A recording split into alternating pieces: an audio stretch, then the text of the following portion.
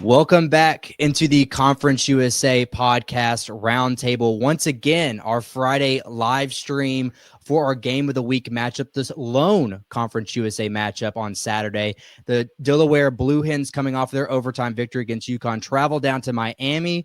Once again, Shula Bowl champions after a 9-year hiatus, but it's happy to be back in Miami. But a lot of excitement surrounding this team, and I'm excited that you guys are here listening to us. If you're not already, make sure you're following us on Twitter and X where you're watching this, or if you're on YouTube, hit that subscribe button so you don't miss another one of our Friday uploads. But let's get into our featured guest of the day. Once again, we have our guest from Delaware, the Feathers and Field Goal podcast. Of course, we have our co-host, Jake Gibson, who also does our other roundtables as well over at Paws Up. But I want to kick it over to the visitors. Bryce, I know you actually just had a sit down with Jake talking all things about your matchup from your guys' perspective that came out yesterday. First of all, this is your first time doing your game of the week. Give us a little insight into what you guys do over at Feathers and Field Goals, and of course, give us a little brief intro into this matchup tomorrow. Yeah, Jake, thanks so much for having us, a member of Feathers and Field Goals, on the CUSA podcast roundtable. The collaboration has been great so far, and a preseason interaction with myself, Dan, and our producer Brody. The three of us have gotten in a really good weekly rhythm on our end, and the hashtag level up was a big thing for the Blue Hens to kick off their first year of Conference USA. And from us at Feathers and Field Goal, we feel the same. We feel the same way in leveling up our content. We've had weekly shows come out every Thursday morning, which will change a little bit when these midweek CUSA games do start in October. I believe this is our last Saturday matchup until November. So we're going to have to change on a weekly basis as well. But we cover the previous week in depth, and then we jump into a one-on-one player interview. Usually someone big name. This week we had a great opportunity to talk with a running back, Joe Silver, who had nearly 200 rushing yards and 2 scores for the Blue Hens win against the Huskies. And then we had a great conversation with someone we'll be picking up it and just now with FIU, Jake, here to talk about the Hens and the Panthers. So super excited for this matchup. I think thinking about the Hens season, starting the season against Delaware State, and then heading out to Colorado, I really viewed week 3 as the litmus test for the Hens. How are they going to be able to compete at the FBS level? And they showed they can just do that. They got into a shootout with one of the G6s, sitting as an independent, but one of the G6 best teams in all of college football last year, sitting at 9-4, and a Fenway Bowl win against North Carolina last year. And the predictives, on paper, UConn, strong team again this year, even though 1-2, 2 overtime losses to Syracuse and now Delaware. But this just showed me that the Blue Hens are ready to compete at this level. And I said it was a litmus test, but now a true test how they compete with the rest of the conference. And heading on the road is never an easy task in college football. So I'm really curious to see how we look on both sides of the ball, all 3 phases of the ball. Special teams definitely has shown its importance so far in the season for the Hens, and super excited to see this matchup on tomorrow night. Well, it is exciting for a lot of reasons, as you mentioned, you guys being your first year here in FBS and Conference USA, but it's also exciting on the FIU side. First year head coach Willie Simmons leading the Golden Panthers, they're no longer the Golden Panthers. They're just the Panthers now, but they're Shula Bowl champions once again after a 9-year hiatus. A lot of excitement, I know, on that part. But Jake, you guys have some content coming out right after this. So if you can't get enough right now, they always are pumping out tons of stuff, not just for football, of course. But Jake, give us that preview for what you guys have to offer up to kickoff for tomorrow. And then, of course, vibes have got to be high there at Pitbull Stadium. Man, vibes definitely feel like an all-time high here. This has been a very great start to the season for the FIU Panthers. And yes, the Paws Up Podcast, our Paws Up preview, is dropping Friday night at 8 Eastern. So right after this. So you'll be hearing from myself and my co-host and friend Kevin Barral as we first start off being gassed about FIU's win over those pesky Owls from Boca Raton in the Shula Bowl. That was just a lot of fun. And then we'll get into the meat and potatoes of the Delaware matchup with the Feathers and Field Goals podcast as a guest to give us some even more insight on the Delaware Blue Hens. So a lot of great stuff happening there, and with the Paws Up podcast in general. We not that long ago dropped our 100th episode of the show. It's obviously been a little busy during the football season to drop actual episodes, but yeah, it's been awesome. We drop Tuesdays and Thursdays at Paws Up Podcast on all platforms. And just like everyone else here in South Florida, we are gearing up for this big game against the Delaware Blue Hens. I think the Panthers already passed the biggest test of the season, which was last week, to see really where they stack in the group of 5, group of 6 football. Because the first game of the season, well-earned win over Bethune-Cookman, a team that FIU was clearly better than, being an HBCU squad in FCS. And then, of course, you have their loss to Penn State, which I only wanted some positives to take away, and I got them, especially with the defense. And clean injury report, which I got that as well. The first big test that I wanted the Panthers to do well in was against our rivals up the road in Boca Raton, and the Panthers nailed it, especially coming out of halftime. They looked like a team reborn, re-energized, and they took care of the Owls. And a lot of memes, which were locked up in the vault, were finally brought out to clown the Owls. It was a good feeling. So they like I said, they passed that test, but now it's important to not sort of look ahead towards the final stretch of the CUSA season, where the games are going to mean the most. I would think you definitely want to protect Pitbull Stadium against a very feisty Delaware Blue Hen team that is also coming off a very, very big win, being that overtime thriller over UConn. So some great storylines there for the Panthers, and definitely looking forward to see a lot more energy at Pitbull Stadium, and hopefully no lightning delays this time around. Fingers crossed for no lightning delays, of course. Again, that kickoff is tomorrow at 6 p.m. Eastern Time, 5 p.m. Central on ESPN+. The biggest storyline, for me anyways, is one of these teams is going to be halfway to bowl eligibility. That's a huge deal this early in the year. Not only that, one of these teams are going to be undefeated in Conference USA. Maybe at some point, I know in our preseason poll, not many people were high on either one of these programs, but right now you kind of have an opportunity to take that step ahead. And something that has really impressed me, particularly with Delaware, is how they've been able to climb out of this hole that you guys kind of dug yourself into in week 1 at Delaware State. Wasn't pretty. Speaking from a host of a program that lost an FCS game, but to come out of it victorious, you're able to get your footing. Again, the showing you guys had last week showed a lot of promise. And these are 2 high-flying offenses. Bryce, I'll turn this question over to you. Is this going to be a battle of attrition on the offensive side? Is it who can put up the most points? Is it going to be another 40, 44, 41 shootout, or is something got to give on the defensive side? Well, I think Delaware head coach Ryan Carty, defensive coordinator Manny Rojas don't want to be in a shootout every week. I definitely don't think that is the focus in game preparation. But I mean, it does feel good to know that you've been in a scenario where you can compete and win those games against UConn, especially, being down 3, forcing a big stop on 4th and short to get the ball back and kick a game time field goal and prove that you can, really compete late games and very emotional games in a shootout like that. So I wouldn't be shocked if they find themselves into more of these shootouts as we get through this conference play on a week-by-week basis. The opponent level is going to be a lot better. The offense is going to be a little bit more faster. Quarterbacks going to be able to, pick apart defenses a little bit more. So I think heading into this week, though, sometimes the weather maybe comes down to this. If it's going to be a rainy day in Miami, we have no clue how it's going to turn out. But I think the Panthers and the Hens probably want to rely on the run game more, and that's going to kill some more clock than teams. And UConn, a very heavy throwing team, so I think that also played a lot into this shootout. Big time plays throughout the whole one. I think Delaware had a 70-yard rushing touchdown, a 66-yard passing touchdown. UConn themselves, a 50 and 41-yard runs for scores. So I definitely think that Delaware on the defensive side of the ball will be looking to limit these big plays. You talked about, having a slow start to the season against Delaware State. I think maybe even us at Feathers and Field Goals got a little bit caught up of, overlooking, really focusing on night 1 at hand. We had a preview show live in a Restaurant Grain Exchange across from the stadium before that preview. And I think we sometimes caught ourselves talking about that week 2 in Colorado, the Conference USA slate ahead.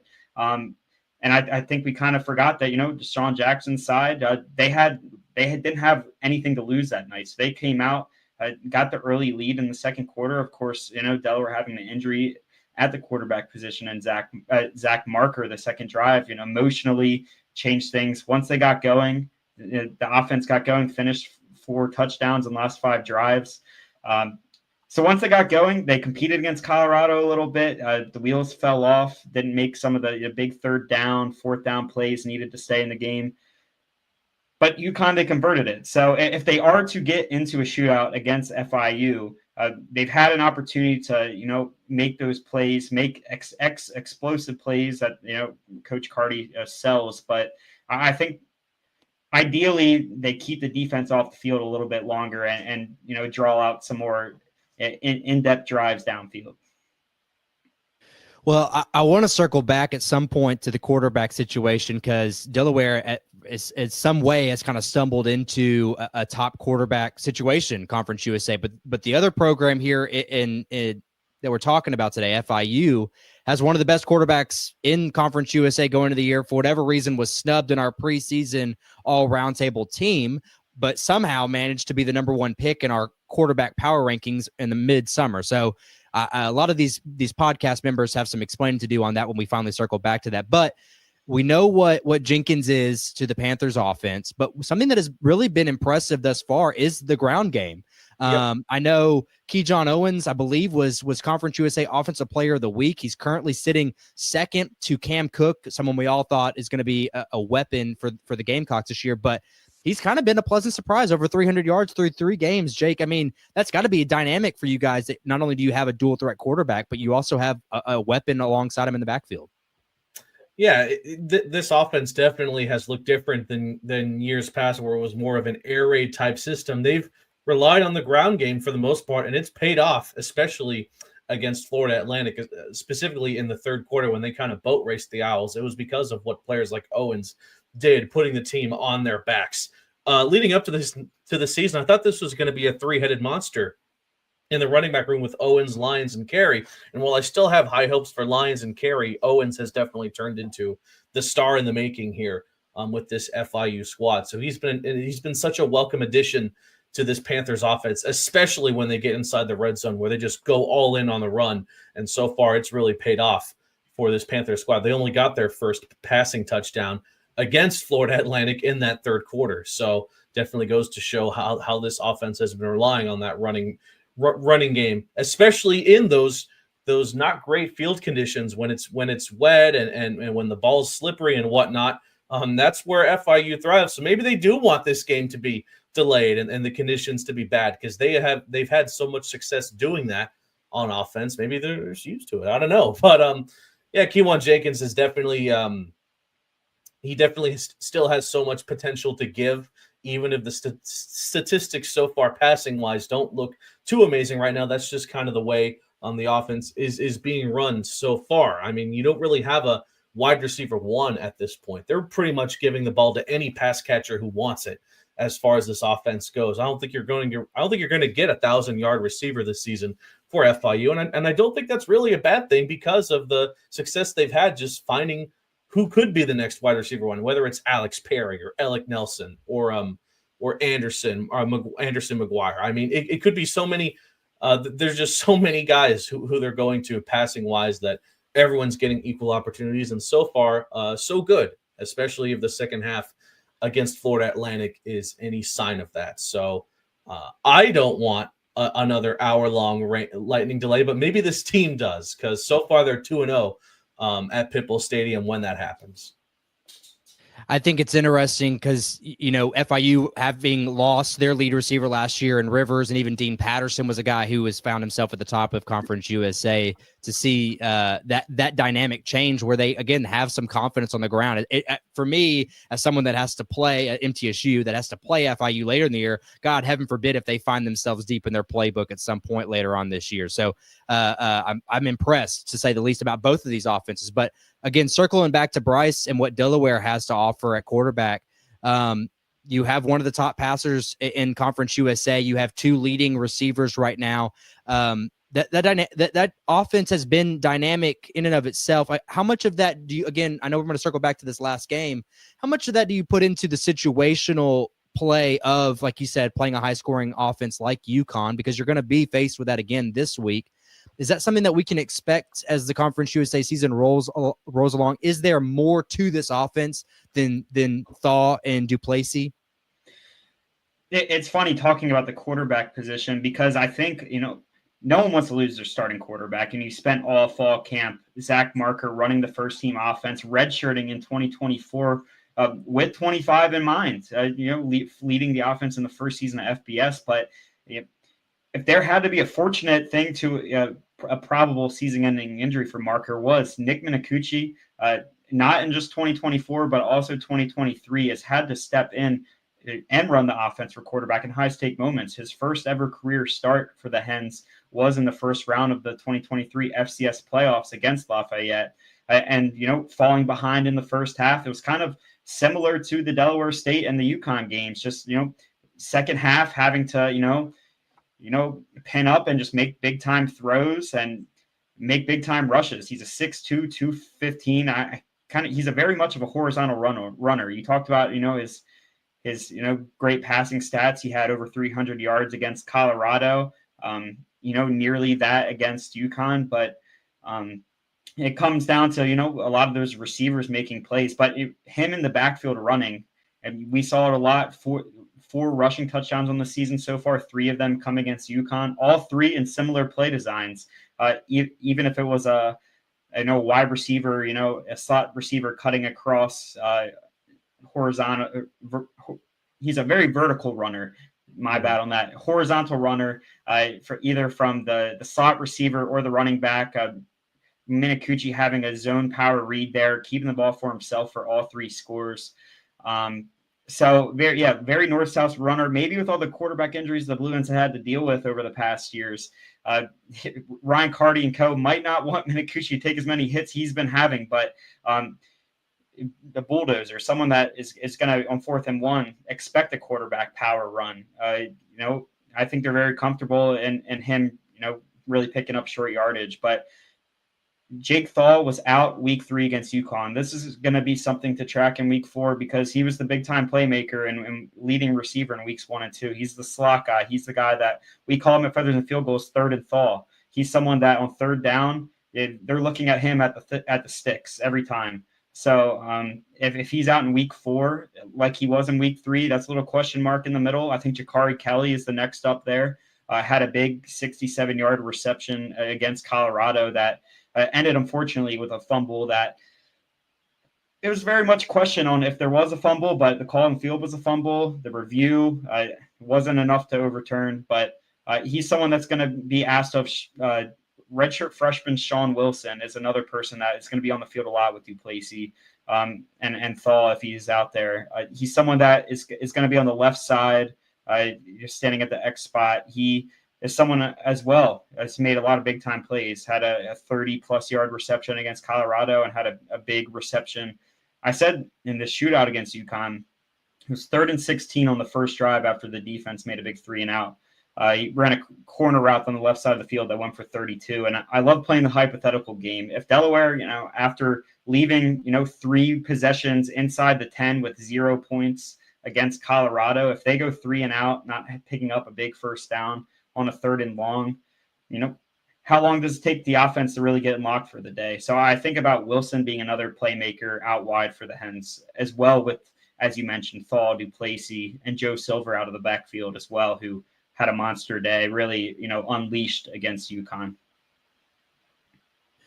We've talked a lot about the offenses, but you're going to want to stay tuned as we dive into where some of these teams might be vulnerable. But first, a quick word from our sponsor. Conseco Group has been transforming visions into reality since 1987. Known for making the impossible possible, they specialize in pre-construction consulting, construction management, design build, and renovations.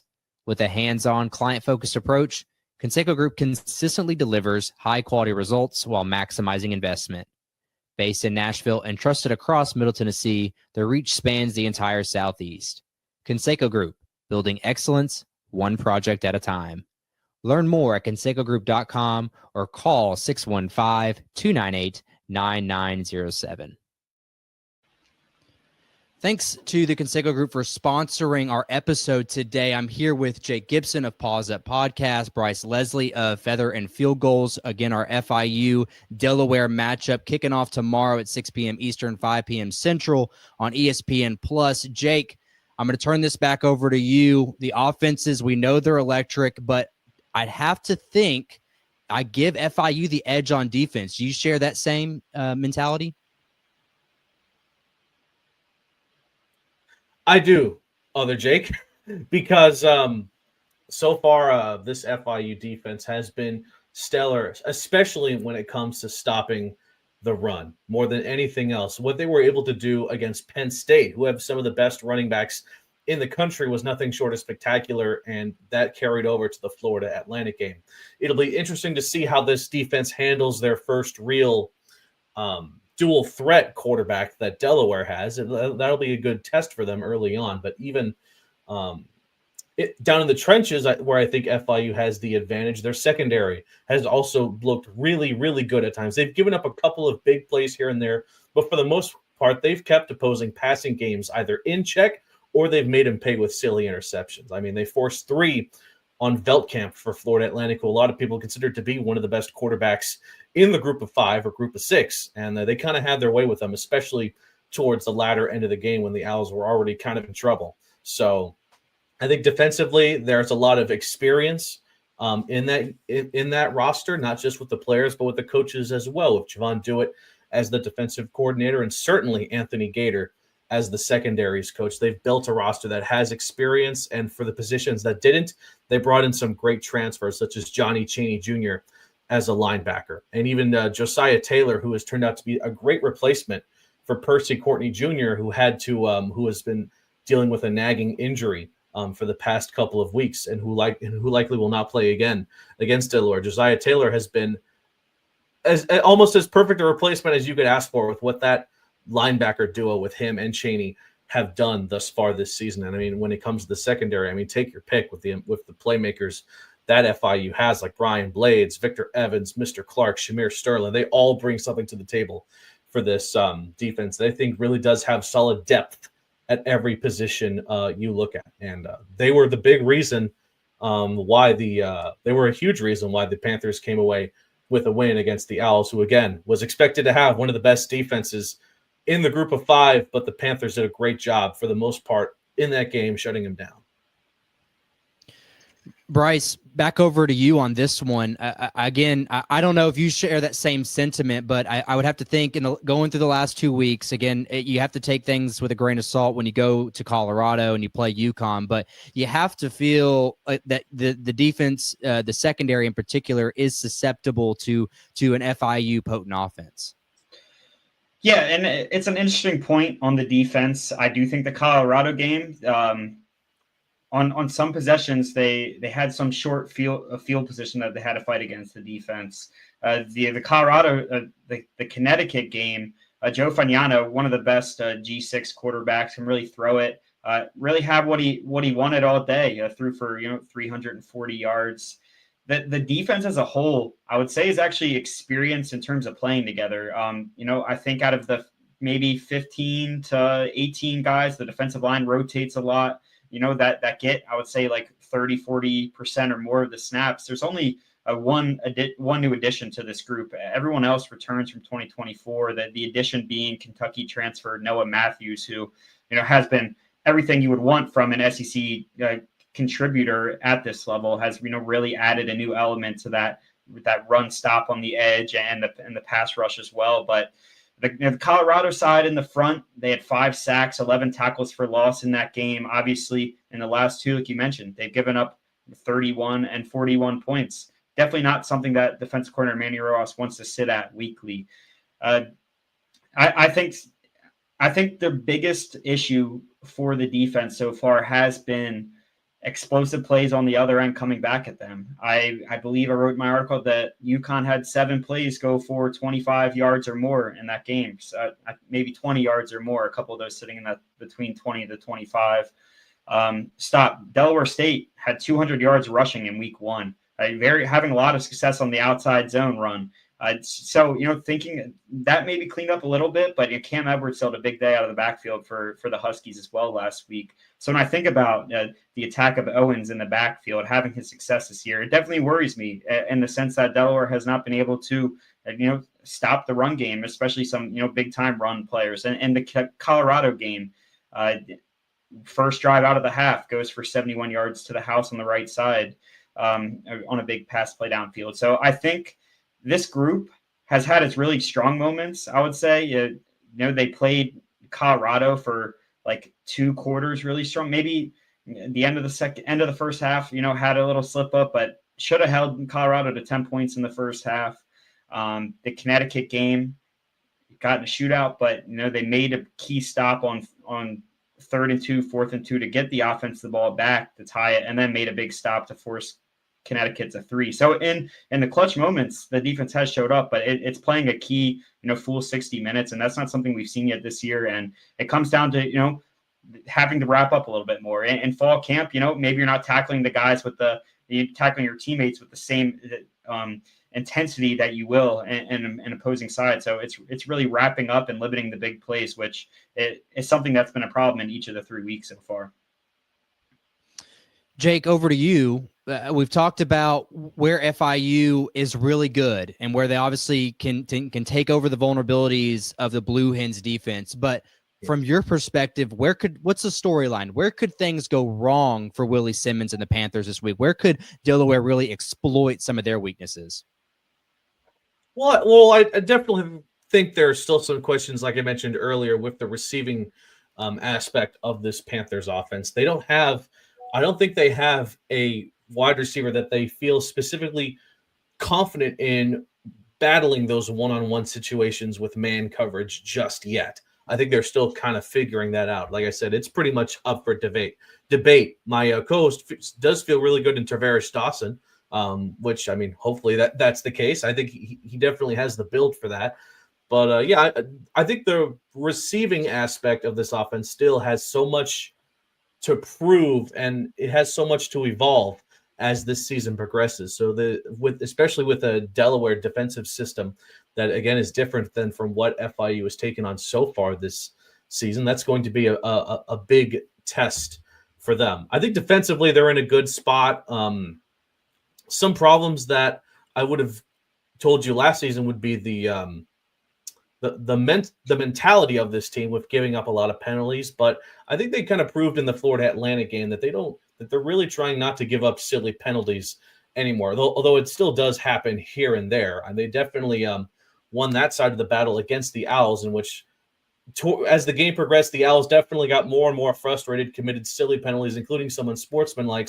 And FIU, even in a rivalry game that's as bitter as this, did not retaliate. They kind of just took the free yards and moved on. So they can definitely maybe exploit that with a young Delaware team that's, again, just now entering FBS. So I think the biggest weakness for the Panthers so far could be the receiving core. The offensive line, I thought, was going to be the biggest problem for the Panthers this season. And there was a big issue, now that I bring it up, in the Florida Atlantic game, where our center really had trouble snapping the ball to Kiwan multiple times in that game, with one big turnover early on, which led to an FAU touchdown being off a botched snap that went through Jenkins's legs behind him. So I definitely, hopefully, want to see that fixed as well, especially if the conditions are going to be bad, if the weather is not going to be good here at Pitbull Stadium on Saturday. So, yeah, there's some big weaknesses here and there, but I think more than anything, the Panthers are going to be ready for what Delaware may or may not bring to this matchup. It's funny you mentioned the offensive line going into the year. That, too, was an area that I thought maybe FIU might have some issues, but they're one of the top in the conference as far as sacks against, and also taking to note that they played the number 2 team in the country in week 2. So to not fall too far behind on the wayside in that category, that's something I think is admirable, at least. So it'll be interesting to see how that continues through the rest of the year, especially as we get into Conference USA play. But lastly, guys, as we wrap this up, Vegas had this open up at 4.5. It has moved slowly to FIU at 5.5. I'm sure as the time this releases, it might change even back to 4.5. But the projection the over-under calls for this to be high-flying. Bryce, you're the visiting team. I'll give you the opportunity here first. What is your score prediction for Saturday night? Yeah, it's funny because I predicted it. And you're thinking about this level, it's all about the margins. I said that UConn, I thought maybe was going to, be more prepared at that level after blowing a lead against Syracuse that they had the whole game. And I thought maybe they would be able to clean that up. But Delaware actually proved that weakness a second week in a row. And last week I did pick Connecticut. And I think Delaware, it fluctuated between a 7.5 and a 10.5 point underdog at home, which is a lot because you think about home field advantage usually swinging it three ways. So if you think about this one, it started at 4.5. Now it's sitting at that like 5.5, 6. If it was on a neutral site, FIU would have a slight edge. If it's at Delaware, it'd basically be a pick 'em. So I'm not going to go as I did the other way. I think both teams, I've talked about being in a similar spot here. Week 1, beating your FCS opponent. Week 2, having a good first half against a Power 4 side, and the box score might not tell the whole tale, but both sides competed, and Week 3 winning that regional rivalry matchup. And, now both sides, in their first conference game before the bye week.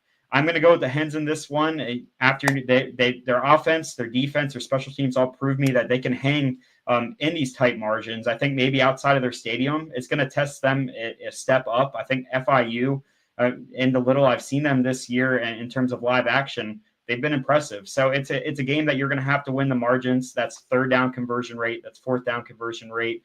That's not allowing explosive plays and then getting them on the other side of the ball. It sounds simple on paper, but sometimes it isn't that like that on the gridiron. But I'm going to go with Delaware winning 30-27. I think the over/under was at 55.5. So I think maybe I'm sitting around that mark. I wouldn't be surprised if it goes one way or another, but I'll go with the Hens in a slight edge. And I guess from the books right now would be a pretty significant upset being on the road. Yeah, you're hovering around the over under. I know that it had opened up, 59.5. It has actually fallen down to 56.5. That's something that I'm not sure what they're seeing. Possibly the weather. I know that we've already alluded to in this episode. But Jake, I know that you're going to have a different prediction than that because it seems to be much like our show today is split. Conference USA Roundtable, our pick'em is definitely going to be split this week. But Jake, give me your score prediction for Saturday night.